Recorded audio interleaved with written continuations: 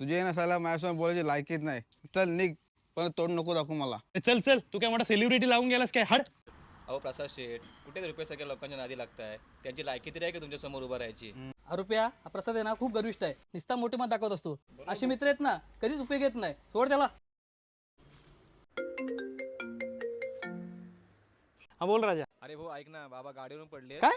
हॉस्पिटलला घेऊन जायचंय. 20 मिनिटं झाली, आम्ही गाडी शोधतोय, गाडी काही भेटत नाहीये. तू असेल तसा पटकन घरी ये. आलो आलो, लगेच आलो. थांब.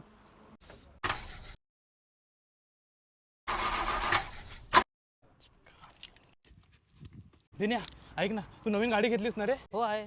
अरे बाबा आहे ना, गाडीवरून पडले यार. मला पटकन गाडी घेऊन जायची, माझी गाडी चालू होत नाही. प्लीज गाडी दे ना मला तुझी. नाही देऊ शकत. आताच नवीन गाडी घेतली मी. आता काय करू मी? हा का फोन करतोय आता? ए प्रसाद, तुझ्याशी ना मला काहीच संबंध नाही ठेवायचा आहे, ठीक आहे? फोन ठेव तू पहिला. ए झेंडू, अगोदर ऐक माझं. बाबांना हॉस्पिटलला घेऊन आलोय, नॉर्मल आहेत ते. आता घरी घेऊन निघालोय, तू डायरेक्ट घरीच आहे. अरे प्रसाद, सॉरी. सॉरी वगैरे बोलून काही शिवाय देऊ नको मला, नाही तर भेटलं दोन कानाखाली चढून तुझ्या. चल फोन ठेव आणि ये घरी पटकन. आयुष्यात कितीही मोठं संकट येऊ दे, पण आपला जो खरा मित्र असतो ना, तो आपल्या मदतीला धावून येतोच.